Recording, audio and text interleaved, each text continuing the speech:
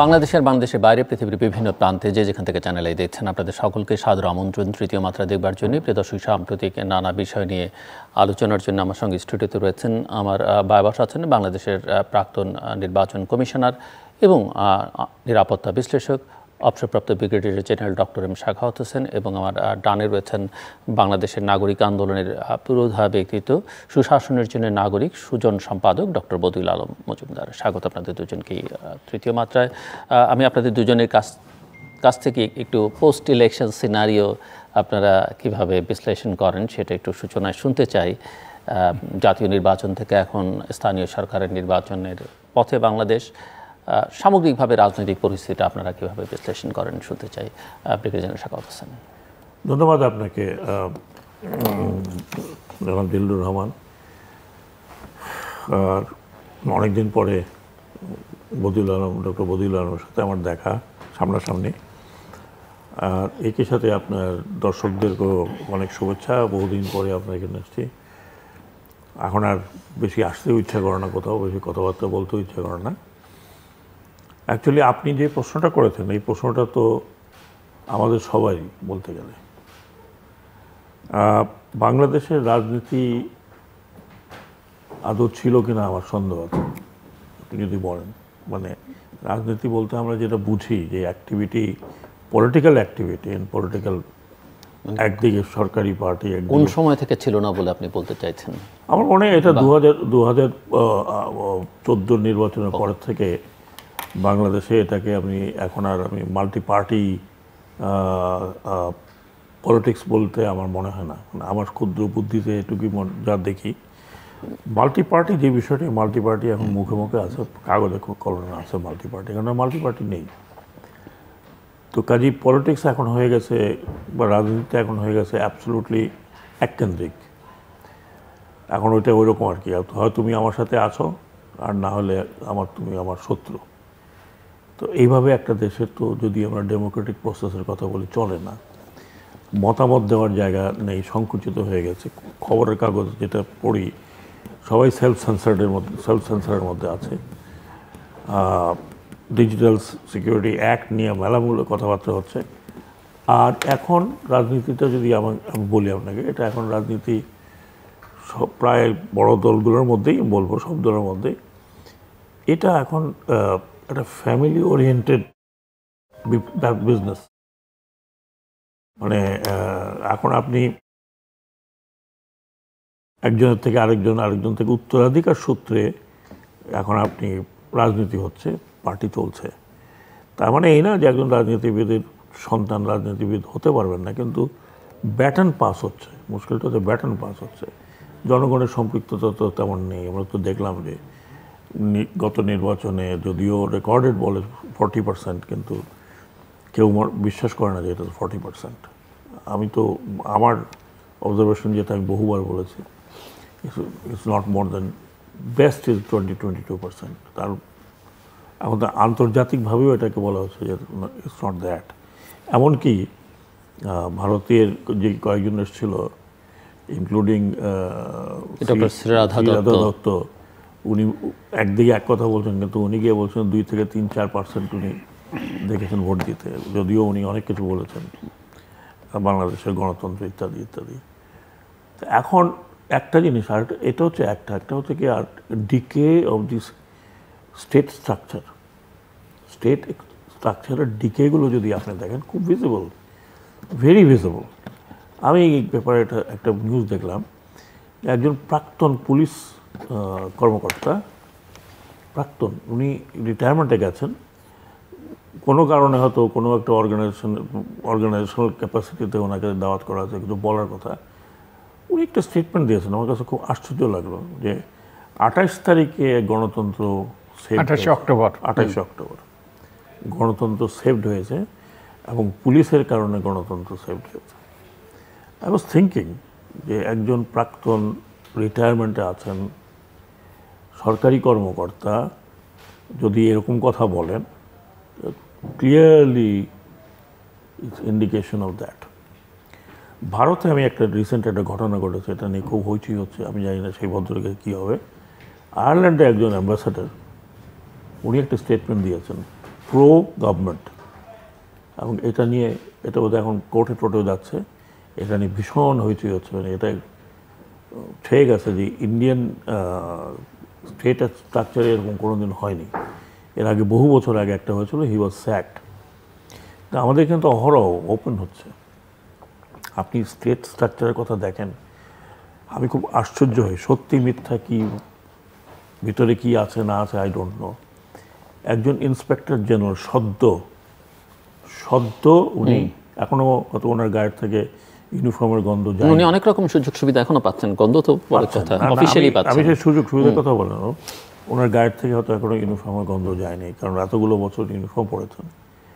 চিন্তা করেন, মানে অ্যালিগেশনস, আমরা তো জানি না, কিন্তু অ্যালিগেশনস উইথ এভিডেন্স যে মাঠে দেখা যাচ্ছে। তো এই অবস্থা, আমি শুধু একটাই প্রশ্নই করি যে এই অবস্থা এটা কি হঠাৎ করে উনি কি মানে রিটায়ারমেন্টের পরে এগুলো পেলেন, না he started this for long time back? আমি বলছি হি মে বি ইনোসেন্ট, আমি এটা বলছি না, কিন্তু পত্র পত্রিকায় এভিডেন্স যেভাবে আসছে, ওনার কিন্তু বক্তব্য শুনলাম, সেখানে তো উনি ডিনাই করেননি। উনি বলছেন এটা আমার প্রত্যেক ব্যবসা, ফ্যামিলি ব্যবসা ইত্যাদি ইত্যাদি। এখন এই কথাগুলো কেন আসছে?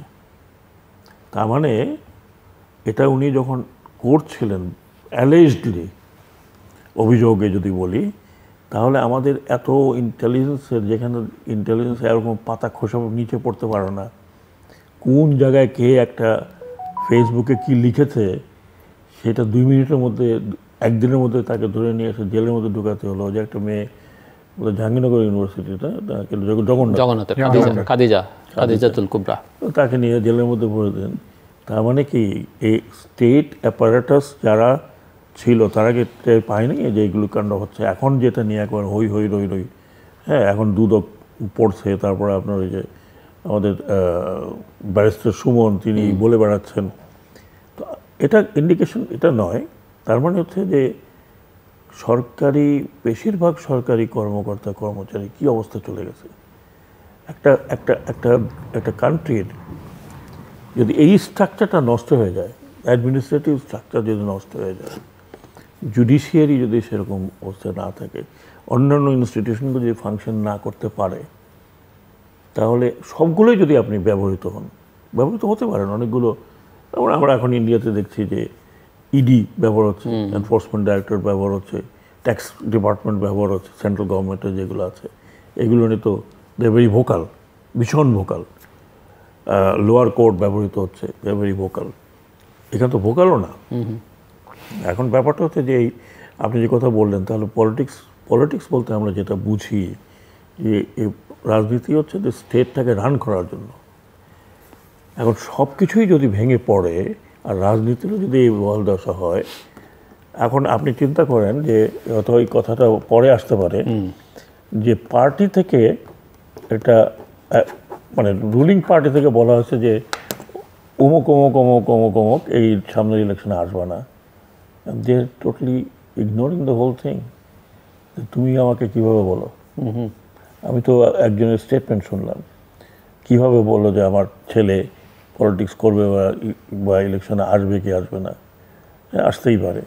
সো এই অবস্থাতে আমরা কিভাবে গেলাম, কেন গেলাম, এবং এই ধরনের ডাইরেক্টিভও কেন দিতে হবে? এই ডাইরেক্টিভটা তার পিছনে কি? তার পিছনে হচ্ছে স্টেট স্ট্রাকচারগুলো টোটালি আপনার ক্যাপচার্ড বাই দি মানে রুলিং যারা আছেন নিচের লেভেল থেকে শুরু করে এই পর্যন্ত। তো সেই জায়গাতে আপনি আমাকে যে প্রশ্নটা করলেন, আমি সেই প্রশ্ন উত্তর কীভাবে দেব? আমরা তো কোনো ইভেন অপোজিশন, এটা শুধু যে সরকার তাই নয়, অপোজিশনের তো একই অবস্থা, মানে তারা they can decide what to do. তো কাজেই আমাদের দেশে এখন রাজনীতি বলতে কোনো কিছু নেই, আমি মনে করি, আমার মতামত, ইটস এ ফাসাদ। এবং দেশ চলছে একটা হয়তো ছোটো একটি কোঠারি অথবা একজনের মারফতে চলছে, আর কারোর তো কোনো ডিসিশন নেওয়ার মতো ক্ষমতা আমি দেখছি না। আর স্টেট অপারেটর যারা আছে তাদের কথা আর কি বলবো, মানে মনে হচ্ছে যে আমার তো মনে হয় যে দুনিয়াতে কোথাও এরকম নিদর্শন পাওয়া যাবে না যেখানে ওপেনলি সরকারি স্টেটের কর্মকর্তা, আমি সরকারি বলবো না, স্টেটের কর্মকর্তারা এই ধরনের স্টেটমেন্ট দিয়ে বেড়ান। তো আমার কাছে আমি মাঝে মধ্যে খুব ডিমোরালাইজ হয়ে যাই, আবার মাঝে মধ্যে চিন্তা করি বাংলাদেশে হয়তো এরকমই চলবে, ঠিক আছে। কিন্তু বাংলাদেশে যারা স্বপ্ন দেখতে চায়, আশায় জেগে থাকে, তারা তো আপনাদের দেখেই আসলে না, আমি জেগে থাকতে চায়। আমি সবকিছু নেগেটিভ বলি না, একটা কথা তো আছে যে there is always a light in the end of the tunnel. এখন কথাটা হলো যে এই টানেলটাতে কত দূর আমাদেরকে যেতে হবে টু গেট দ্যাট লাইট, সেটাই আমি বলছি। ইভেন আপনি দেখেন, আমি একটা প্রাইভেট ইউনিভার্সিটিতে যাতায়াত করি। আমি আমাদের ওই ইউনিভার্সিটির কোনো ছেলে মেয়েকে কোনোভাবে দেখি নাই যে তারা এই পলিটিক্স নিয়ে কোনো চিন্তা করে, দেশ কী হয়েছে, দে আর ইন্টারেস্টেড, বিদেশে চলে যাব, পড়বো, বিদেশে চলে যাবো, আর আসবো না। তো এইটা যদি হয়, এই ধরনের ব্রেন ড্রেন যখন হয় আপনি একটা দেশে, আপনি আমাকে বলেন আজকে 50 বছর হয়ে গেছে, 2-1 জন ছাড়া আমাদের ট্রান্স বর্ডার কন্ট্রিবিউশন কতখানি আছে? 2-1 জন 2-1টি ইনস্টিটিউট ছাড়া যাও আছে, সেগুলো তার পেছনে নানান রকম সমস্যা। আমাদের ইন্টেলেকচুয়াল যেটা আমরা স্লোগান শুনি যে এটা ইন্টেলেকচুয়াল সোসাইটি হবে, হ্যাঁ, কী বলে এটা বাংলাতে, বুদ্ধিবৃত্তিক। কোথায় দেখছি বলেন? আপনি আমাকে বলেন যে একটা মৌলিক বইকে আপনি, আমি তো আমার যতগুলো লেখালেখি আমি রেফার করতে পারছি না, আমাকে সব রেফার করতে হয় ইন্ডিয়ার, না হয় ইভেন পাকিস্তান, শ্রীলঙ্কা এবং আউটসাইড। আপনি বই খুঁজে পাবেন না। মজুমদার সাহেব যদি আমার দ্বিমত করেন তাহলে এক কথা। জি, ডক্টর মতিউল আলম মজুমদার, আপনার বিশ্লেষণ শুনতে চাই। অনেক অনেক ধন্যবাদ। তো উনি তো বলে ফেলেছেন যা বলার, বাস্তব পরিস্থিতি তিনি বিশদ বর্ণনা দিয়েছেন। তো আমরা যে উদ্দেশ্য নিয়ে বাংলাদেশ সৃষ্টি হয়েছিল, আমাদের আত্মনিয়ন্ত্রণের অধিকার প্রতিষ্ঠা, তো তার থেকে আমরা এক কথায় বলতে গেলে যোজন যোজন দূরে এখন। এটা ক্রমান্বয়ে ঘটেছে, এটা একদিনে ঘটেনি, আস্তে আস্তে ঘটেছে। এখন একটা চরম আকার ধারণ করেছে। তিনি যেটা বলেছেন যে এখন একটা দলের, একটা গোষ্ঠীর, একটা ওই যে ব্যক্তির শাসন প্রতিষ্ঠিত হয়েছে। এবং যে রাজনীতির কথা উনি বলেছেন, তো এই রাজনীতি এখন আমরা পুরো জাতি এখন রাজনীতি বিমুখ হয়ে গিয়েছে প্রায়। কারণ রাজনীতি নিয়ে আর কথা বলতে কেউ স্বাচ্ছন্দ্য বোধ করে না। এবং রাজনীতি, ওনার সাথে আমি একমত, রাজনীতি মানে বিমুখে নয়, এখন রাজনীতি শূন্য জাতিতে পরিণত হয়েছে। কারণ রাজনীতিটা কি? রাজনীতি একটা প্রক্রিয়া। রাজনীতিটা একটা এই কাপ নয়, রাজনীতি একটা টেবিল নয়, জড়বস্তু নয়। রাজনীতি একটা প্রক্রিয়া। প্রক্রিয়া হলো আলাপ আলোচনার প্রক্রিয়া, মত বিনিময়ের প্রক্রিয়া, সমঝোতার প্রক্রিয়া, সমাধানের প্রক্রিয়া। তো কার সাথে সমাধান করবেন, কার সাথে আলাপ আলোচনা করবেন, আপনার প্রতিপক্ষ থাকতে হবে। তখন প্রতিপক্ষহীন যেখানে, সেখানে তো রাজনীতির কোনো প্রয়োগ নেই। আপনার সব একদলীয়, এক মতের, এক পথের। আমাদের সংসদ একদলীয়, আমাদের সবগুলো প্রতিষ্ঠান এখন দলীয়করণের শিকার। আমাদের সব জায়গায় এই যে আমাদের যে কনস্টিটিউশনাল, আমাদের সাংবিধানিক প্রতিষ্ঠান, আমাদের বিধিবদ্ধ প্রতিষ্ঠান, সবগুলোই এখন ওই যে উনি কো-অপশনের কথা বলেছেন, সবগুলোই দলীয় আনুগত্যের ভিত্তিতে পরিচালিত হয়। তো আমরা রাজনীতি বিমুখ জাতিতে পরিণত হয়েছি। এখন এই রাজনীতি বিমুখ জাতিতে পরিণত হওয়ার ওই যে পরিণতি কিন্তু চরম অমঙ্গল করতে পারে। এখন যেটা আমাদের রাজনীতি বিমুখের একটা এই যে আমরা প্রতিফলন দেখছি, যে দ্বিদলীয় আমাদের যে ব্যবস্থাটা ছিল, বহুদলীয়, দ্বিদলীয়, মূলত দ্বিদলীয় ব্যবস্থা, সেটা ভেঙে গিয়ে এখন একদলীয় ব্যবস্থা সৃষ্টি হয়েছে। এখন এই দ্বিদলীয় ব্যবস্থা যখন ছিল, তখন আমরা আমাদের ক্ষমতাসীনদের কাউকে, প্রভাবশালীদেরকে আমরা বল প্রয়োগের ওই যে অনুমতি দিয়েছিলাম। অনুমতিটা আমি কোটেশনের মধ্যে বলবো। একটা রাষ্ট্রের, ম্যাক্স ওয়েবার, সে বিখ্যাত জার্মান বিজ্ঞানী মানে সমাজবিজ্ঞানী, তিনি বলেছেন যে এটা রাষ্ট্রের বৈশিষ্ট্য, আধুনিক রাষ্ট্রের বৈশিষ্ট্য হলো তাদের বল প্রয়োগের, বৈধভাবে বল প্রয়োগের ক্ষমতা থাকে। তো এখন লেজিটিমেট ইউজ অফ পাওয়ার, কিন্তু আমাদের রাষ্ট্রে আমরা ওই যে অবৈধভাবে যে রাষ্ট্রের পরিবর্তে ব্যক্তিকেও এই অবৈধভাবে ক্ষমতা ব্যবহারের সুযোগ দিয়েছি। যখন দ্বিদলীয় ব্যবস্থা ছিল, বহুদলীয় ব্যবস্থা ছিল, তখন এই রাষ্ট্রের পৃষ্ঠপোষকতা এই সকল গুরুত্বপূর্ণ ব্যক্তিরা, এইসব প্রভাবশালী ব্যক্তিরা বিরোধী দলের বিরুদ্ধে, তারপরে রাজনৈতিক প্রতিপক্ষের বিরুদ্ধে সেই ক্ষমতা ব্যবহার করেছেন। এবং এটাই চলে আসছিল। এখন বিরোধী দল যখন আর অনুপস্থিত, এখন তো বিরোধী দল অনুপস্থিত, এখন এই যে ক্ষমতাধররা, তারা এখন এই ক্ষমতাধররা তাদের ক্ষমতা প্রয়োগ করছে একে অপরের বিরুদ্ধে। আজকে আগে তো আমাদের দেশে সহিংসতা, তারপরে আমাদের দেশে দ্বন্দ্ব ইত্যাদি ছিল আন্তদল, মানে বিরোধী দলের বিরুদ্ধে, বিরোধী দল সরকারি দলের মধ্যে। এখন দলের অভ্যন্তরে, সরকারের অভ্যন্তরে। তো এখন আমাদের এই যে ভায়োলেন্স, পলিটিক্যাল ভায়োলেন্সের একটা নূতন এই যে আমরা ধারা দেখতে পাচ্ছি। অন্য দলের বিরুদ্ধে, বিরোধী দলের বিরুদ্ধে ছিল, এখন নিজের দলের মধ্যে। এখন যেটা ঘটছে যে উনি এটার পর আলোকপাত করেছেন যে আমাদের যে উপজেলা নির্বাচন হচ্ছে, এই উপজেলা নির্বাচনে আমরা যেটা করার চেষ্টা করছি যে যে মন্ত্রী, এমপি, ক্ষমতাধরদেরকে তারা তাদের আত্মীয় স্বজন, তাদের স্বজনদেরকে বিভিন্ন পদ পদবিতে মনোনয়ন দেওয়ার কিংবা পদ পদবিতে দাঁড় করিয়ে দেওয়ার, সেটা থেকে বিরত করার চেষ্টা করছি। তো এখন যেটা আমরা করার চেষ্টা করছি, এটা কিন্তু আমরা অতীতে এরা কিন্তু এই ক্ষমতাধররা কিন্তু তারা সরকারি ক্ষমতা অবৈধভাবে ব্যবহার করেছে।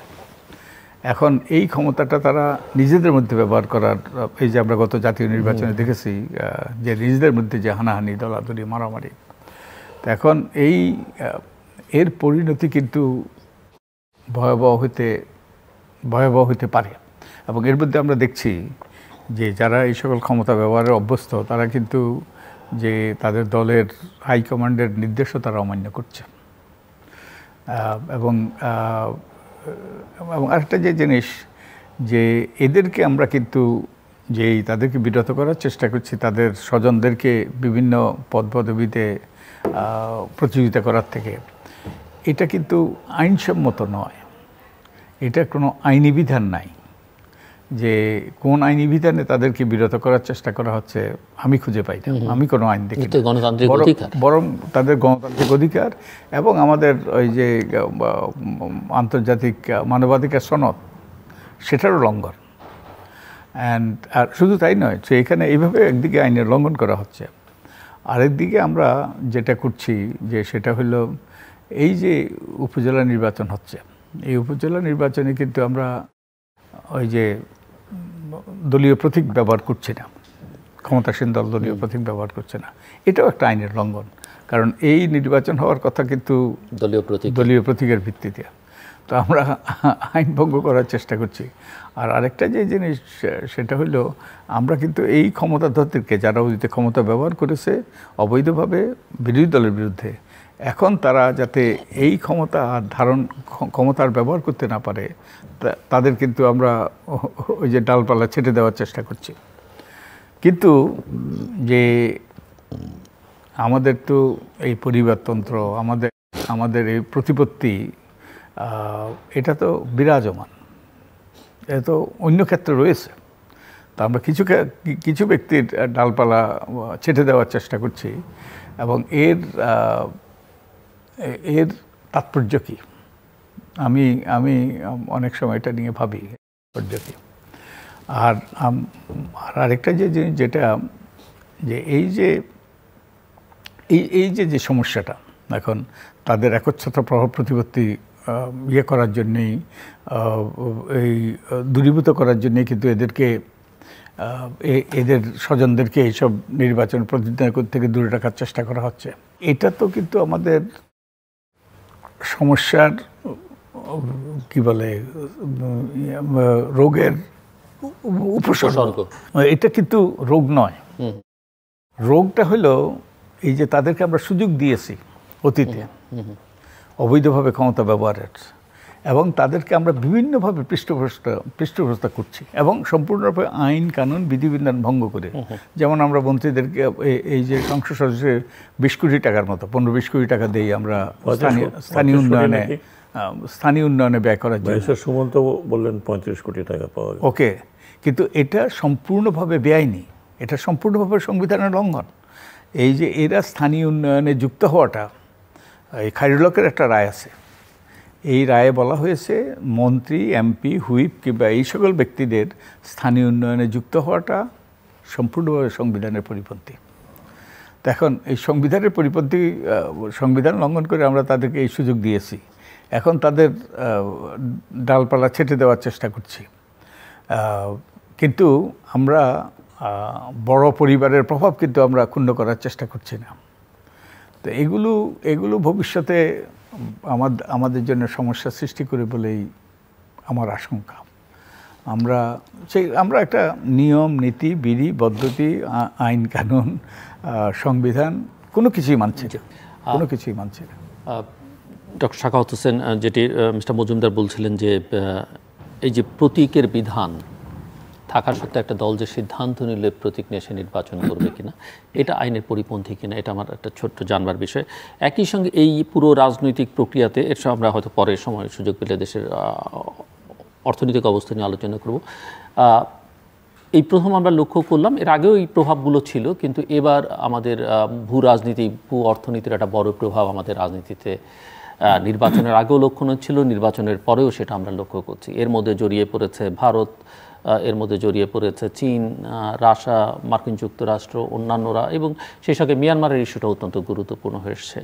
সো আমি কালকে দেখছিলাম যে একজন ভারতীয় কূটনীতিক যিনি বাংলাদেশে হাই কমিশনার ছিলেন, তিনি কিছুদিন আগে মার্কিন রাষ্ট্রদূতকে কেন্দ্র করে খুবই তাচ্ছিল্যপূর্ণ কথাবার্তা বলেছেন।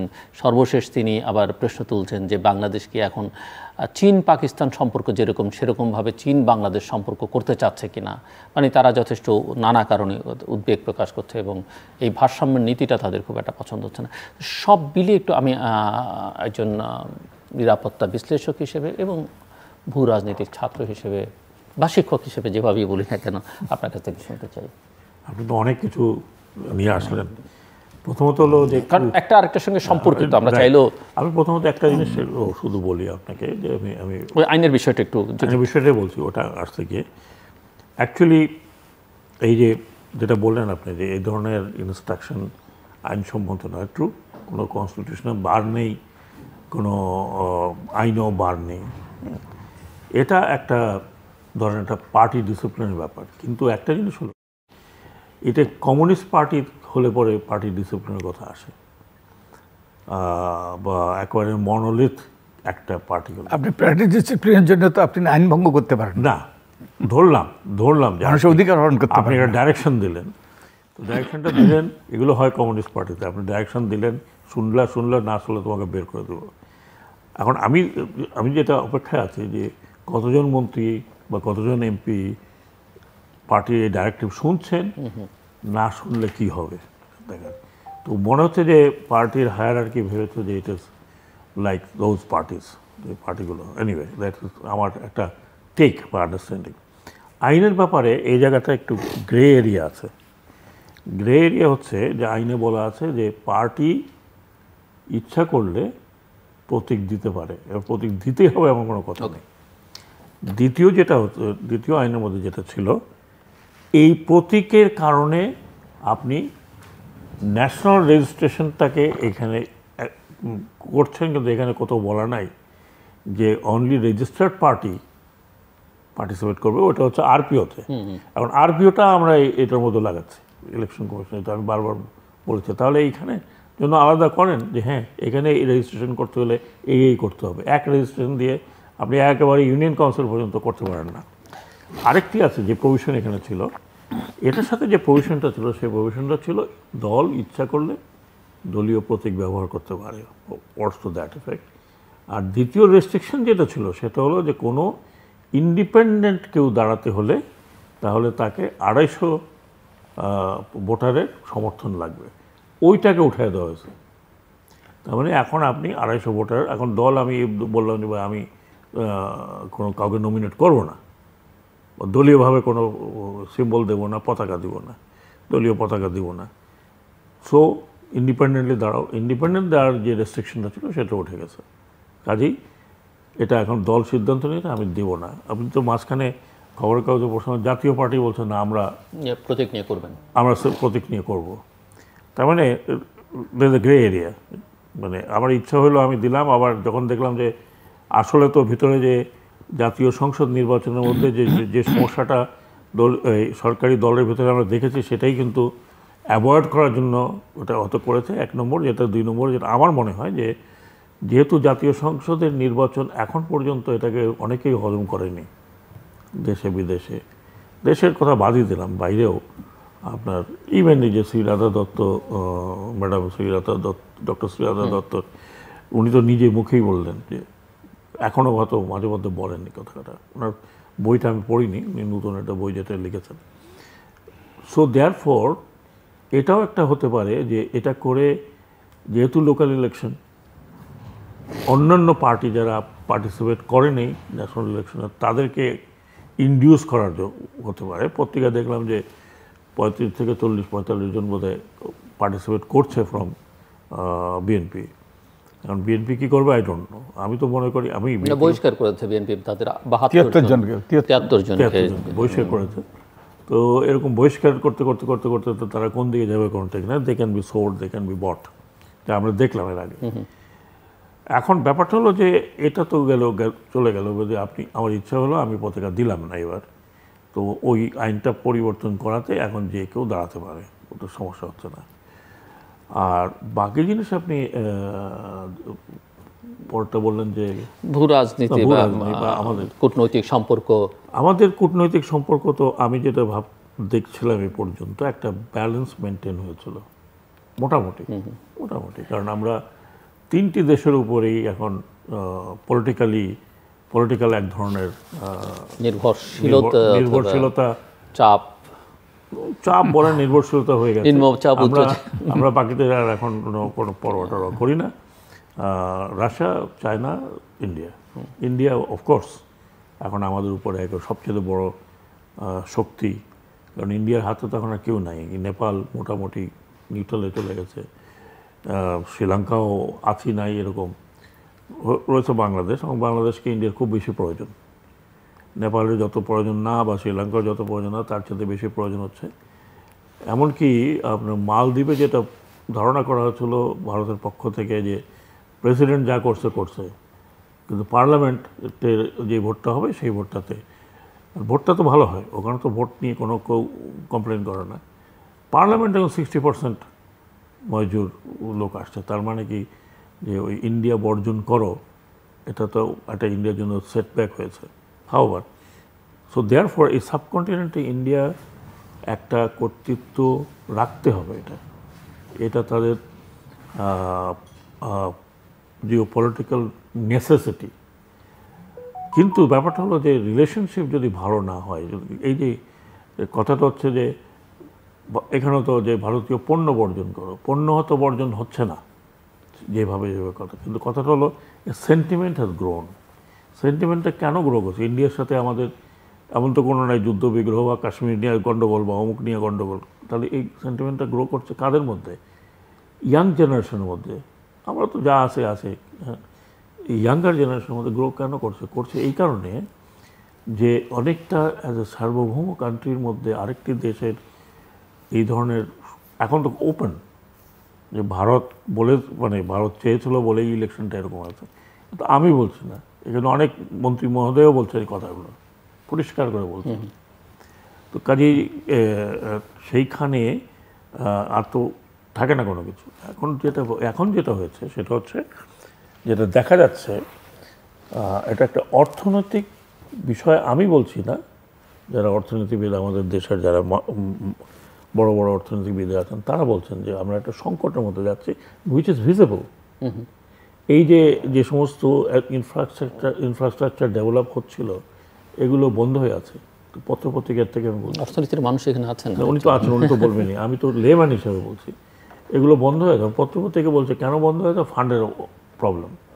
যেমন এই যে এক্সপ্রেসওয়ে কদ্দূর গিয়ে এখন তো আমি চোখেই দেখা যায় যে কাজ হচ্ছে না, তার মানে অর্থের একটা সমস্যা।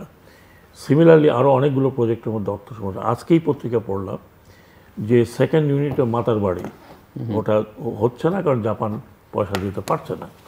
কেন দিতে পারছে না এটা জাপান বলতে পারবে। দিতে পারছে না, দিচ্ছে না, হোয়াট এভার, মানে হয় না অনেকটা, মানে ভদ্রতার খাতিরে বলা হয় দিতে পারছে না। জাপান কি একেবারে গরিব হয়ে গেল হঠাৎ করে এসে যে দিতে পারছে না, 50টা বছর তারা দিয়ে গেল? তার মানে দের সামথিং রং। এখন ব্যাপারটা হচ্ছে যে আমি যদি বলি, আমি যেটা চোখে দেখছি, China is a very powerful country. আপনি চায়না ইন্ডিয়ার মধ্যে তুলনা করতে পারবেন না। চায়না একটা সুপার পাওয়ার হিসাবে সে আত্মপ্রকাশের পথে আছে। আমি বলবো না যে চায়না ইকুয়াল টু আমেরিকার শক্তির দিক থেকে, এখনো হয়নি। হয়তো আরও 20-30 বছর লাগবে তাকে টু ডমিনেট দি ওশনস। চায়না এখনো ওশান ডমিনেশনের মধ্যে আসেনি। তারা চেষ্টা করতেছে ফ্লিট তৈরি করে ওশান ডমিনেশনে। তবে তাদের কিছু প্রেজেন্স তো আছে, জিবুতি থেকে শুরু করে হামানটোটা, আপনার ওই যে মিয়ানমারের যে পোর্ট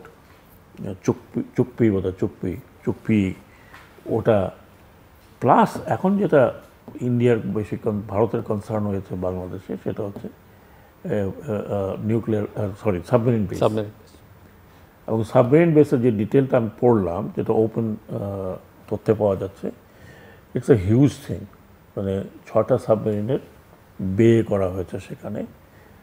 অবভিয়াসলি বাংলাদেশের দরকার আছে একটা ফিউচারিস্টিক, কারণ আমাদের তো ব্লু ওয়াটার বা ব্লু ইকোনমি করতে হলে তো এটা লাগবে। আমরা সাবমেরিন উই হ্যাভ নট ব্রট এই সাবমেরিন তো এখন মোটামুটি খুব বিশাল এগ্রেসিভ পোস্টারে যেতে পারে না, because these are all diesel চালিত সাবমেরিন। কিন্তু যে বেসটা তৈরি চাইনিজরা করেছে, অবভিয়াসলি চাইনিজরা করেছে, training and all this thing, এটা নিয়ে হঠাৎ করে ইন্ডিয়ার একটা, এতদিন কিন্তু কিছু বলেনি, বলেছে যে সাবমেরিন কেনার পরে। আর 2টো সাবমেরিন ইন্ডিয়ার জন্য কোনো হুমকি বলে আমি মোটেও মনে করি না। এই 2টো submarine nothing, 4th largest navy ও 3rd লার্জেস্ট নেভি এখন বোধহয়, তার সামনে তো এটা কোনো কিছু না। কিন্তু কনসার্ন ওখানে না, কনসার্ন হচ্ছে the footprint of the China. এবং এই চাইনিজ ফুটপ্রিন্টটা বাড়বে এই কারণে, বিকজ অফ দি ইকোনমি। এখন দুনিয়াতে জাপানেরও অত শক্তি এখন নেই যতখানি চায়নার। China is just throwing money, শুধু বাংলাদেশে না, ইভেন আফ্রো এশিয়ান কান্ট্রিগুলোতে জাস্ট থ্রোয়িং মানি। এবং বিজনেসে তারা যেখানে গেছে, আপনি ইন্ডিয়ার সাথে চায়নার যে বিজনেসে যদি আপনি দেখেন, ইন্ডিয়া ঘাটতিতে আছে বিজনেসে। এবং ইন্ডিয়া যদি বলে আজকে যে আমি চাইনিজ জিনিস কিনবো না, ইন্ডিয়ান ইকোনমি ধসে পড়বে, বিকজ সো মাচ ডিপেন্ডেন্ট। কাজে চায়নার সাথে এখন আপনি অন্য কোনো দেশের তুলনা করতে পারছেন না, নট ইভেন আমেরিকা। আমেরিকার অর্থনৈতিক অবস্থা খুবই খারাপ, আরও খারাপ হচ্ছে বিকজ অফ দিস ওয়ার। যেভাবে ইসরায়েলকে আপনার টাকা পয়সা দিতে হচ্ছে ইউক্রেন থেকে তো মোটামুটি আমার মনে হয় আস্তে আস্তে গুটিয়ে আসতেছে। সো আমেরিকার muscle power, but then economic power আগে যেরকম ছিল সেরকম আমার মনে হয় না যে আছে কিনা, ওটাও তো বদিউল আলম মজুমদার সব ভালো বলতে পারবেন। But China is definitely economic super power হয়ে গেছে। এবং এই চাইনিজদের $24 বিলিয়ন যেটা প্রমিস করা বাংলাদেশে, এবং একই সাথে বোধহয় 14 বিলিয়নের মধ্যে 5 to 6 বিলিয়ন অলরেডি খরচ হয়ে গেছে, আরও টাকা আসছে, সেই জায়গাতে তার ইনফ্লুয়েন্স থাকবে না। আর আপনি যদি মনে করেন যে কাবলিওয়ালারাও আপনাকে টাকা দিয়েছে, সে সুদ নেবে না, তার ইন্টারেস্ট নাই, সে সুদ তো হয়তো টাকার বিনিময়ে না, তার influence is also very much required. So আমি একটা বিশাল টিল্ট দেখতেছি এখানে, বিশাল শিফট দেখতেছি। সেটা আপনি ইন্ডিয়া থেকে শুরু করে এই পুরো সাবকন্টিনেন্টে। আপনি ইন্ডিয়াতে দেখেন, ইন্ডিয়া কবে প্রো আমেরিকান বা প্রো রাশিয়ান ওরকম ছিল 71-এর পরে, যে নেহেরুভিয়ান যে যে আপনার পলিসিটা ছিল, ফরেন পলিসিতে শিফট হয়ে গেছে, বহু অনেক শিফট হয়ে গেছে। যদিও ভারত এখনও আপনার স্ট্র্যাটেজিক সভারেনিটি মেনটেন করছে অনেকটা অনেকটা, সবটা আগে যা ছিল তা কিন্তু এখন নেই। So things are changing. আপনি কারণ এটার সাথে যদি আমি মিয়ানমারকে নিয়ে আসি, এখনই আপনি ওইটাও আমাকে জিজ্ঞেস করেছেন, what is the future of Myanmar, আমরা জানি না। যে অবস্থা দেখছি, আমার তো মনে হয় 1 থেকে 1.5 বছর 2 বছরের মধ্যে হয়তো মিয়ানমারে আমরা একটা বিশাল পরিবর্তন দেখব, সামাজিক এবং পলিটিক্যাল। সেই পরিবর্তনের সাথে আমরা তাল মিলাতে পারবো কিনা, পারছি কিনা, আমরা কেন কনসার্ন? আমি যেটা বলি, মিয়ানমারের সাথে আমাদের কোনো, Myanmar as a whole we are not much bothered. আমাদের সাথে মিয়ানমারের একমাত্র যে বর্ডার সেটা হচ্ছে আরাকান রাজ্যের সাথে, রাখাইনের সাথে, সামান্য একটু চীন রাজ্যের সাথে, খুব কম, জাস্ট সামান্য, না বলতেই বলে। সো রাখাইনে কী হবে, ভবিষ্যৎ রাখাইন কীভাবে, হাউ ইট ইজ এমার্জিং, সেটার উপরে ডিপেন্ড করছে আমাদের এই ইস্ট নীতি, পূর্ব নীতি। আমরা কিন্তু পূর্ব নীতিতে মোটেও চোখ দিই না, আমাদের চোখ সবসময় এখন ওয়েস্ট, সেটা ভারতের থ্রুতেই হোক অথবা ভারতকে ডিঙিয়েই হোক।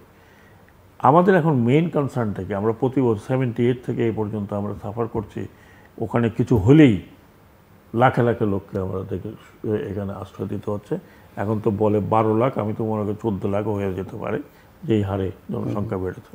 What is their future? কী করবো আমরা? তাদেরকে ফেরত পাঠাতে হবে। তারাও তো বাংলাদেশে থাকতে চায় না, অথবা বাংলাদেশে আমরা রাখবোই কেন? আজকে এদেরকে রাখবো, কালকে আসাম থেকে এনআরসিতে আরও 2-3-4 লক্ষ, ওরা তো ক্লেম করে 2 কোটি লোক আছে নাকি বাংলাদেশে। তো 2 কোটি লোক আবার আমাদেরকে এইভাবে নিতে হবে আমাদের লোক বলে। সেই কারণে আমি ঠিক জানি না যে আমরা এই যে 1-1.5 বা 2 বছরের মধ্যে যে পরিবর্তনটা হতে যাচ্ছে, সিন নর্থ রাখাইন কিন্তু অলরেডি উইক হয়ে গেছে তাতমাত্র। নর্থ রাখাইন ফল যদি শীতবে যেদিন ফল করবে, সেদিন আমাদের রাখাইনে আর তাপমাত্রার কোনো তাৎপর্য নাই। তাহলে আমরা কি কোনো প্ল্যানের মধ্যে আছি যে আমাদের এই লোকগুলোকে ফেরত পাঠাতে হলে ইটস নট কোনো উদ্যোগ বা চেষ্টা, Naypyidaw, it will be decided in Sittwe. তো সেই জায়গাতে আমরা কতখানি ভবিষ্যতে এই কথাটা চিন্তা করছি, আই ডোন্ট নো। এবং গ্রাউন্ড সিচুয়েশন কিন্তু ভেরি কমপ্লিকেটেড, রিয়েলি কমপ্লিকেটেড। কারণ একদিকে আরাকান আর্মি, তার সাথে আরও কিছু আছে, উপরে চীনের সাথে আবার আরাকান আর্মির একটু গণ্ডগোল লেগে আছে, বিকজ পালেসোয়া নিয়ে যাওয়াতে। এখন আমাদের বর্ডারে কিন্তু কোনো রেগুলার ফোর্স নাই, মানে যেটা বলে না সংবিধান, ওদের সংবিধান মোতাবেক কোনো ওই ফোর্সগুলো এখানে নাই। এখন আরাকান আর্মি আছে আপনার বর্ডারের মধ্যে। সো দেয়ারফর আমরা কীভাবে চিন্তা করছি, আমরা তাদের সাথে কোনো যোগাযোগ করবো কি না, তাদেরকে এমনভাবে আমরা মানে কনভিন্স করতে পারি কি না যে দিস আর ইয়োর পিপুল, তোমরা যদি এদেরকে না নাও তোমাদেরই সমস্যা হবে, ভিতরে আরেকটি প্রবলেম তোমরা ক্রিয়েট করে রাখবো। তো এগুলো আমি জানি না যে আমরা সেদিকে কোনো চিন্তাভাবনা করছি কি না। কারণ আমাদের লুক ইস্ট পলিসির আজ পর্যন্ত তো কোনো কার্যকর আমরা দেখিনি। এই প্রধানমন্ত্রী প্রথমবারের মতো বোধহয় থাইল্যান্ডে গেলেন, আমার মনে হয় না যে এর আগে থাইল্যান্ডে আমাদের রাষ্ট্রপ্রধান বা সরকার প্রধান কখনো গিয়েছিলেন কিনা, গেলেন 6 দিনে। এখন হঠাৎ করে গিয়ে আপনি তো পুরো একটা পলিসি করতে পারবেন না। আপনার পলিসি করতে হলে আপনাকে ইন্ডিয়া যেরকম করে, ভারত যেরকম করছে, তারা তো কালাদান প্রজেক্ট করে মোটামুটি, আমরা কিছুই করতে পারিনি। দেয়ারফর ভবিষ্যৎটা জিওপলিটিক্যালি কিন্তু আমরা একটা খুব ভালো অবস্থাতে নেই। আমরা কি শ্যাম রাখি না কুল রাখি? এখন আমি পেপারে দেখলাম যে আমাদের একটা জয়েন্ট এক্সারসাইজ হবে চায়নার সাথে, এটা প্রথম দি হিস্ট্রি অফ বাংলাদেশ। হ্যাঁ, আবার ওইদিকে কোয়াডের, সরি আইপিএসের কথা বলছি, আইপিএসই বা আমরা কতখানি কী করতে পারি। সো একটা ট্রানজিশনের মধ্যে আমরা আছি। আমার মনে হচ্ছে যে দেখে যে আমরা এখনও আমরা ডিসাইড করতে পারছি না হোয়াট টু ডু। এদিকে গেলে একরকম, ওইদিকে গেলে একরকম, না গেলে আরেক রকম। ডক্টর মজুমদার, বাংলাদেশের ফরেন পলিসির মূল নীতি হচ্ছে সবার সঙ্গে বন্ধুত্ব, কারোর সঙ্গে বৈরিতা নেয়। তো সেটাকে ওই যে ডক্টর হোসেন যেরকম বলছেন যে শ্যাম রাখি না কুল রাখির অবস্থায় এসে দাঁড়িয়েছে। সো বাংলাদেশের বর্তমান রাজনৈতিক পরিস্থিতি, অর্থনৈতিক পরিস্থিতি এবং সঙ্গে যে কূটনৈতিক বহিঃসম্পর্কের দিকগুলো আপনি কিভাবে দেখেন? আমি মনে করি আমরা একটা জটিল অবস্থার মধ্যে আছি। আমাদের রাজনীতির সম্পর্কে তো আমরা বলেছি একটা শান্তি বিরাজ করছে, এটা অনেকটা কবরের শান্তি, যেটা কোনোভাবেই কাম্য নয়। এবং আমরা আমাদের বৈদেশিক নীতির ক্ষেত্রেও আমরা সমস্যার মধ্যে আছি। আমরা শ্যাম রাখি না কুল রাখি, আমরা ভারত আর চীনের মধ্যে ভারসাম্যমূলক অবস্থান অব্যাহত রাখতে পারবো কিনা, কিংবা আমাদেরকে একটা পক্ষ নিতে হবে কিনা, তাহলে তো আমরা আরও জটিল অবস্থার মধ্যে পড়ব। তো এগুলো জটিল পরিস্থিতি। এখন এই জটিল পরিস্থিতির জন্য আমরা নিজেরাই দায়ী, কারণ আমরা এই বিদেশি প্রভাবের উপর নির্ভর করে কিন্তু আমরা ক্ষমতায় এসেছি, ক্ষমতায় টিকে আছি এবং ক্ষমতা এই যে আরও পাকাপোক্ত করছি। তাই আমরা স্বাধীনভাবে আমাদের সিদ্ধান্ত নিতে পারছি না দুর্ভাগ্যবশত। তো এটা আমাদের জন্য জটিল পরিস্থিতির সৃষ্টি করছে। আর অর্থনৈতিক দিকের কথা বলছেন, অর্থনৈতিক পরিস্থিতি তো জটিল, অত্যন্ত জটিল। কারণ আমাদের সেই দ্রব্যমূল্য তো লাগামহীন, তারপরে আমাদের যেটা দুর্নীতি, দুর্বৃত্তায়ন, লুটপাট, অর্থ পাচার, এগুলো সীমাহীন। এবং এগুলোর সবচেয়ে ভয়ানক জিনিস হলো এগুলো ভালো হওয়ার, এগুলোর থেকে উত্তরণ ঘটার কোনো লক্ষণ দেখতে চায়। যেমন দুর্নীতির কথা বলেন, তারপরে লুটপাটের কথা বলেন, অর্থ পাচারের কথা বলেন, এগুলোর ব্যাপারে কোনো কার্যকর ব্যবস্থা আমরা দেখছি না। বরং এগুলো যাতে অব্যাহত থাকে সেই রকমই একটা পরিস্থিতির সৃষ্টি হয়েছে। এর একটা কারণ হলো, যেমন এই যে আমরা যদি দুর্নীতি দুর্বৃত্তায়ন দূর করতে হয়, তাহলে আমরা কিন্তু স্বচ্ছতা, জবাবদিহিতা নিশ্চিত করতে হবে। আমরা সরকারকে দায়বদ্ধ করতে হবে, দায়বদ্ধতা। কিন্তু আমার তো দায়বদ্ধতার কাঠামো ভেঙে গিয়েছে। দুই ধরনের দায়বদ্ধতা আছে। একটা হলো নিম্নমুখী দায়বদ্ধতা, এটা হলো যে প্রতি 5 বছর অন্তর অন্তর যদি ক্ষমতাসীনরা যে জনগণের সামনে এসে করজোড়ে ভোট ভিক্ষা চাইতে হয় এবং জনগণের সেই লাল কার্ড দেখানোর যদি ক্ষমতা থাকে, তাহলে সেটা হলো জনগণের কাছে দায়বদ্ধতা, নিম্নমুখী দায়বদ্ধতা। এবং এই রকম নিম্নমুখী দায়বদ্ধতা যদি থাকে, তাহলে সরকারকে কিন্তু জনগণের কল্যাণে, জনগণের স্বার্থে, জনগণের মতামতের ভিত্তিতে, জনগণের সম্মতির ভিত্তিতে কিন্তু তাদের শাসন কার্য পরিচালনা করতে হবে। কিন্তু সেই জিনিসটা আমাদের ভেঙে গিয়েছে, আর ভোটের দরকার হয় না। তাই জনগণের মতামত, জনগণের সুখ স্বাচ্ছন্দ্য, এগুলো তোয়াক্কা না করলেও হয়। আরেকটা হলো সমান্তরাল দায়বদ্ধতা। এটা হলো যে অনেকগুলো প্রতিষ্ঠানের মাধ্যমে, তার মধ্যে সবচেয়ে গুরুত্বপূর্ণ প্রতিষ্ঠান হলো সংসদ আর সেই সংসদীয় কমিটিগুলোর মাধ্যমে সরকারের স্বচ্ছতা দাবি করতে হবে, দায়বদ্ধতা দাবি করবে, তাদেরকে কাঠগড়ায় দাঁড় করাবে। এবং একই সাথে আমাদের কতগুলো সাংবিধানিক প্রতিষ্ঠান আছে, আদালত থেকে শুরু করে আরও অনেকগুলো প্রতিষ্ঠান, নির্বাচন কমিশন, আমাদের বিধিবদ্ধ প্রতিষ্ঠান আছে। কিন্তু এই সবগুলো প্রতিষ্ঠানই কিন্তু এখন চরম পক্ষপাতদুষ্ট এবং ভঙ্গুর, যার ফলে এবং সংসদ তো অকার্যকর। সংসদ তো এখন এই যে সবই তো একদলীয়। এই যে জাতীয় পার্টির 11 জন বোধ হয় না, 11 জন আছে নামকা বাস্তে, তারা আছে কি নাই তাই তো বোঝা যায় না। এক সময় তো তাদের অবস্থা কি এবং সংসদের অবস্থা কি? সরকার জিএম কাদের প্রায় নিয়মিত এখন তো লিখে বলছেন, মুখে বলছেন। হ্যাঁ, উনি আজকে তো ওনার বক্তব্য আছে। তো আমাদের তো এই দায়বদ্ধতার কাঠামো ভেঙে গিয়েছে। এই যে লুটপাট হচ্ছে, আমাদের এই যে ব্যাংকগুলো লুটপাট হলো, ফুকরা করে ফেললো, তো কারো বিরুদ্ধে তো কোনো ব্যবস্থা নেওয়া হলো না। এবং আমাদের আজকে যারা এইসব লুটপাট করছে এবং লুটপাট করে যারা অর্থ পাচার করছে, তারা তো যে ইংরেজ বেনিয়ার থেকেও খারাপ। ইংরেজ বেনিয়াটা তো এই দেশে লুটপাট করেছে, নিয়ে তাদের দেশে বিনিয়োগ করে তাদের এটা সুফল তারা পেয়েছে, তাদের জনগণ। এবং তাদের যে শিল্প বিপ্লব থেকে আরম্ভ করে তাদের যে অর্থনৈতিক সমৃদ্ধি, এর কারণ তো এইসব লুটপাট, এইসব আমাদের দেশ থেকে যে অর্থ পাচার ইত্যাদি। ওরা তো রাগ ঢাক করে করেনি, ডিনাইও করে না, দে হ্যাভ জাস্ট টেকেন। হ্যাঁ, তারা যে উপনিবেশিক শক্তি এসছে, তারা এই জন্য এসছে। কিন্তু আমাদের এটা তো ওই যে আমরা তো কোনো সুফল পাচ্ছি না। তারা লুটপাট, হ্যাঁ, ওই যে অর্থনৈতিক আমরা পৃথিবী ইতিহাস যদি দেখি, তাহলে ওই যে প্রিমিটিভ অ্যাকুমুলেশন বলে এটাকে, যে শোষণ বঞ্চনা মাধ্যমেই কিন্তু ওই যে প্রাথমিকভাবে যে পুঁজি সৃষ্টি হয়, এবং পুঁজি সৃষ্টির মাধ্যমে তারপরে আমরা এরপরে আস্তে আস্তে নিয়মকানুন, নীতি, পদ্ধতি, সুশাসন ইত্যাদি প্রতিষ্ঠিত হয় এবং এগুলোকে সহনীয় করা হয়। কিন্তু আমার তো এখন যথেচ্ছাচার এবং আমাদের এই যে এখন তো যে সরকার যেভাবে চায়, ক্ষমতাসীনদের যেভাবে চায়, সেভাবেই সব কিছু চলে।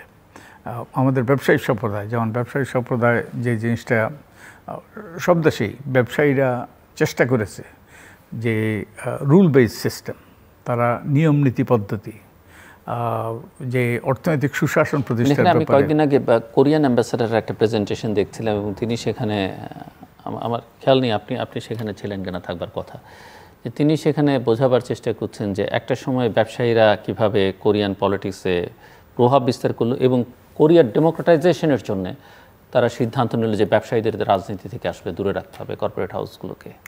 এক্স্যাক্টলি। আমি কোরিয়া নিয়ে কিছু গবেষণা করেছি, তো আমি কোরিয়ার সম্পর্কে কিছু জানি।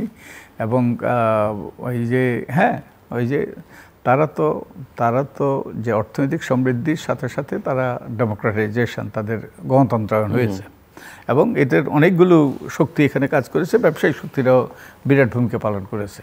তো আমাদের ব্যবসায়িক শক্তিরা তো ওরাও ওরাও টোটালি ক্যাপচার্ড।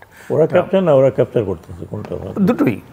দুটোই। এরা ওই রাজনীতি, তথাকথিত রাজনীতি তাদের ক্যাপচার্ড এবং তারা রাজনীতির অংশ, দুর্ভাগ্যবশত।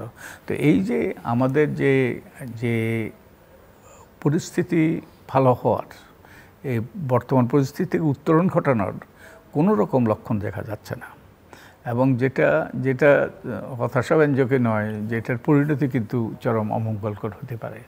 তা আমার মনে হয় আমাদের যারা ক্ষমতায় আছেন, ক্ষমতাসীনরা, তাদের এগুলো নিয়ে গভীরভাবে ভাবা দরকার এবং মানুষকে, এবং সবচেয়ে উত্তম হতো তারা যদি একটা আলাপ আলোচনার মাধ্যমে একটা সমঝোতায় পৌঁছে একটা জনগণের সম্মতির শাসন প্রতিষ্ঠিত করতো, যাতে জনগণের প্রতিনিধিরা তাদের জনগণের কল্যাণে, জনগণের স্বার্থে সিদ্ধান্ত দিত এবং তারা ওই জনগণের শক্তির ভিত্তিতে তারা সেই সিদ্ধান্ত স্বাধীনভাবে সিদ্ধান্ত নিতে পারত। কিন্তু এখন যেই সব সিদ্ধান্ত নেওয়া হচ্ছে, এগুলোর পরিণতি যেই সকল, যেমন চুক্তি, বৈদেশিক চুক্তির কথা আমরা শুনতে পাই, এবং এগুলো সম্পর্কে যেই সব, আমরা তো সব কিছু জানি না যে এইসব চুক্তিতে কি আছে, কি বিধান আছে, কিন্তু পার্লামেন্টে আলোচনা হয় না, আলোচনাও হয় না, যদিও এগুলো সাংবিধানিকভাবে কিন্তু এটা বাধ্যতামূলক, সংবিধানে আলোচনা হওয়া দরকার। কিন্তু এগুলো তো ভীতিকর, যেইসব আমরা চিঠিপটা খোঁজখবর পাচ্ছি। তো এইগুলো একটা মানে ভয়াবহ পরিস্থিতি আমাদের জন্য। হোয়াট ইজ নেক্সট, মানে আপনারা ফিউচারটা ভিজুয়ালাইজ করেন কিভাবে এবং করণীয় আসলে কি, কার কি করণীয় এখানে?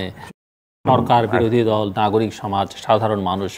মানে এটা আমরা অল্প সময় ৩-৪ মিনিট করে যদি এতক্ষণ যত কথা বললাম, এরপরে শুধুমাত্র সরকারি দল, সরকারি দল বা যারাই সরকারে আসে তারা কেন এটা করতে পারে কারণ আরেকটি দল যেটা আছে সেটা তাদেরও অবস্থা একই রকম, they do the same thing. ওই দিন আমি একটা দেখতেছিলাম, আজকাল তো ব্যারিস্টার সুমনের নাম সব জায়গায় চারিদিকে দেখা যাচ্ছে, উনি তো এক প্রাক্তনকে ধরে বলছেন কে কী করেছে।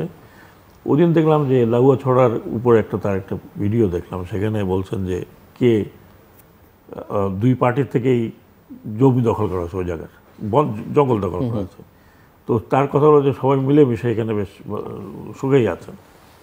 তো এটা যখন হবে তখন তো আপনি অনলি একটা আশা যেটা হচ্ছে সেটা হচ্ছে যে এই কিছু একেবারে যে 100% একদিকে চলে গেছে তা নয়, কিছু আমরা ইয়াঙ্গার জেনারেশনকে দেখছি, দে আর ভেরি ভোকাল, এখন পর্যন্ত দে আর ট্রাইং টু রিমেইন। এবং এটাই আমি একটা ভবিষ্যৎ দেখছি যে আমাদের সময় তার আমরা হলো না, কারণ আমাদের এখন এনার্জি নেই, উই বিকাম ভেরি, আমরা এখন একরকম ভীত সন্ত্রস্ত প্রাণী আমাদের এজের। কী হবে, অসুস্থ হয়ে যাব, হসপিটালে চলে যাব না কি, হ্যাঁ, সহ্য করতে পারছি না। তো আমাদের তো ধরেন আমরা দুই একটা কথাবার্তা বলেই করবো, কিন্তু this country has a future না থাকলে এই দেশ কোথায় যাবে, এই লোকগুলো কোথায় যাবে? এটা তো ছোটো দেশ নয়, 16 কোটি বলে, 18 কোটি হতে পারে, 20 কোটি হতে পারে। তো এটা তো ওইভাবে তো কোনো ছোট দেশ না, এবং এখানকার জনগণের পরিশ্রমের কারণেই কিন্তু আমরা যতটুকু আসছি এই পর্যন্ত আসছি, না হলে ওই যে সেই কেসেঞ্জারের বাস্কেট কেস থেকে উপরের দিকে চলে আসছি মানুষের জন্য। এখন আমরা যদি তাদেরকে লুক আফটার করতে না পারি, আমাদের পলিটিক্স যদি তাদের জন্য না হয়, সবাই বলে যে জনগণের জন্যই করছি, সব কিছু জনগণের জন্য করছি, কিন্তু কতগুলো অ্যাকশন কিন্তু সেরকম দেখা যাচ্ছে না। এই যে ধরেন এই ইদানিং আমরা দেখছি যে অমুক মন্ত্রী ছিলেন তখন উনি এটা করেছেন, অমুক মন্ত্রী ছিলেন এটা করে প্রকাশ্যে বলা হচ্ছে, পত্রিকা আসছে, এত তবে প্রাক্তনদের নিয়ে বলার চাইতে বর্তমানদের নিয়ে বলাটাও বোধহয় খুব জরুরি আর কি। না, বর্তমান নিয়ে এখনো আসতেছে না, কিন্তু প্রাক্তনদের নিয়ে যারা এইমাত্র ছিলেন তাদের নিয়ে কথা হচ্ছে। হোয়াট এভার, কথাটা হচ্ছে যে একটা সোসাইটিতে আপনি দেখছেন যে কারাপশনের লেভেলটা তো এখন আর অজানা নেই। আগে ছিল ভাই, আমি শুনতাম অনেকে টেবিলের নিচে দিয়ে নেওয়া, এখন টেবিলের নিচে দেয় না, এখন এত দিবেন। আপনি 1 লাখ টাকা নেবেন, তার মধ্যে আপনাকে 20% দিয়ে এখন তো একজন সংসদ সদস্য বললেন না যে 1 কোটি কত টাকা খরচ করে এমপি হয়েছেন, এই টাকাটা তাকে উঠাইতে হবে, তারপর এটা পরে। তো তাহলে আপনি বুঝতে পারেন, মানে আমি যে এতক্ষণ যে কথাগুলো বললাম, দিস আর নট, আমি কল্পনাপ্রসূত কথাগুলো বলছি, কথাগুলো একটু সমষ্টিগত হবে। তবে তার মানে এই না যে আমাদের একটা ভবিষ্যৎ নেই। আমরা সবসময় দেখেছি যে সামহাও, ওটা বলে না, ঘুরে দাঁড়িয়েছে লোকজন বাংলাদেশে এসে বলে যে ভাই এই দেশে আল্লাহ তাআলা আছে, না হলে এই দেশে চলতো না। হয়তো একটা পরিবর্তন ডেফিনেটলি আসবে, যখন একটা সোসাইটির ভিতরে এই ধরনের কনসাসনেস আরও গ্রো করবে, তখন কিন্তু একটা পরিবর্তন আসবে। বাট দ্যাট উইল বি, তিনি যেটা বললেন, তো ভয়ঙ্কর পরিণতির মধ্যে আসতে পারে। আমরা আশা করি এখনও যে অন্তত যা হয়েছে, from here we should start. ধন্যবাদ ডক্টর বদরুল। আমরা ওই যে হতাশার কথা বড় আমাদের জন্য ঝুঁকি সৃষ্টি করছে। আমরা আমাদের শিক্ষা ব্যবস্থাটাকে ধ্বংস করে দিয়েছি, এবং যেটুকু বাকি আছে সেটুকু ধ্বংস করার জন্য আমরা উঠে পড়ে লেগে গিয়েছি। এবং আমি এই যে কৌশিক বসুর একটা লেখা পড়তেছিলাম ইয়েতে, এই যে ভারতের পশ্চিমবঙ্গের আনন্দবাজার পত্রিকায়, উনি বলতেছিলেন যে এই যে ভারতীয়রা এখন দেশে বিদেশে সব ক্ষেত্রেই, জ্ঞান বিজ্ঞান সব ক্ষেত্রেই তারা এখন অত্যন্ত গুরুত্বপূর্ণ পদে আছে। তারা 16-17টা এখন বড় টেকনোলজি কোম্পানি, তারা সিইও এখন, এবং এদের অধিকাংশই পড়াশোনা করেছে কিন্তু আইআইটিতে, এবং তারা এই আইআইটির মতো প্রতিষ্ঠান তারা গড়ে তুলেছে স্বাধীনতার পর, এবং তারই সুফল তারা পাচ্ছে। আর আমরা আমাদের একমাত্র প্রতিষ্ঠান বুয়েট এবং 2-1টা যা প্রতিষ্ঠান আছে সেগুলোকে আমরা ধ্বংস করার জন্য আমরা উঠে পড়ে লেগে গিয়েছি। তো এটা একটা এর পরিণতি বড় ভয়ানক হতে পারে। তবে আমাদের আশার কথা, যেটা আপনি আশার কথা শুনতে চেয়েছেন, যে আমাদের কৃষকরা, আমাদের এই যে উৎপাদনে, কৃষকদের উৎপাদনে যে পরিবর্তন এসছে, সেটা খাওয়া মানুষ, হ্যাঁ, যেমন তারা ভিন্ন ধরনের এই যে ধানের চাষ, 2 ফসল থেকে 3 ফসল, তারপরে তারা এখন ওই যে ক্রমান্বয়ে তারা ইয়েতে যাচ্ছে, এই যে পেস্টিসাইড ছাড়া, এবং তারা ওই যে রাসায়নিক সার থেকে তারা জৈব সারে যাচ্ছে। তারপরে আমাদের এই কিছু কিছু ব্যবসায়িক ক্ষেত্রে, যেমন আমাদের তৈরি পোশাক, যদিও তৈরি পোশাক ঝুঁকিতে আছে, কারণ এখন টেকনোলজি পরিবর্তনের সাথে সাথে এই যে মেশিন কিন্তু এখন কম্পিউটার চালাইতে পারে অনেক ক্ষেত্রেই, কিন্তু তবু আমাদের এখানে উদ্ভাবনী শক্তি কাজে লাগানো হচ্ছে, এবং অনেকগুলো ব্যবসা প্রতিষ্ঠান দাঁড়িয়ে গিয়েছে। এবং আমাদের এখনও যে বিদেশ থেকে আমরা যে রেমিটেন্স পাচ্ছি, আমাদের যেই শ্রমিকদের পাঠাচ্ছি, এগুলো আমাদের জন্য ইতিবাচক। কিন্তু যেই জিনিসটা এবং যেখানে আমাদের সুযোগ আছে, আমরা যদি এদের যদি দক্ষতা বাড়াতে পারতাম, এরা যদি আরও বেশি বেতনে যদি তারা কাজকর্ম করতে পারতো, তাহলে কিন্তু আমাদের রেমিটেন্সের পরিমাণে বাড়তো। তো এই যে এগুলো কিছু কিছু ইতিবাচক আমাদের জন্য আমাদেরকে টিকিয়ে রাখে, নয় আমাদের সামনের দিকে এগিয়ে নিচ্ছে। আমরা অর্থনৈতিক ক্ষেত্রে আমরা অনেক দূর এগিয়েছি, কিন্তু বাস্তবে বস্তুত আমরা যদি আমাদের আশেপাশের দিকে তাকাই, যেমন আমাদের পাশের দেশেরই যেই সকল অঙ্গরাজ্যগুলো আছে আশেপাশে, তাদের থেকে কিন্তু আমাদের অবস্থান অর্থনৈতিক দিক থেকে বেশ উন্নত। তো আমরা কিছু ইতিবাচক দিক আছে। এখন আমরা ধ্বংসযজ্ঞটা বন্ধ করতে হবে এবং ইতিবাচকগুলোর দিকে আমরা নজর দিতে হবে, আরও ইতিবাচক পদক্ষেপ নিতে হবে। দর্শক অনুষ্ঠানের শেষ প্রান্তে আমরা সামাজিক যোগাযোগ মাধ্যম ফেসবুক এবং টুইটারে তৃতীয় মাত্রা লাইভ স্ট্রিমিং হচ্ছে। আপনারা দেখতে পারেন টেলিভিশনের পর্দায়, দেখতে না পারলে যে কোনো সময় যে কোনো স্থান থেকে ইউটিউবে তৃতীয় মাত্রা চ্যানেলটি সাবস্ক্রাইব করি। পুরোনো পর্বগুলো আপনারা দেখতে পারেন। ডক্টর মতিলাল মজুমদার এবং brigadier general M Shakawat Hossain, অসংখ্য ধন্যবাদ এই আলোচনা সেবার জন্য।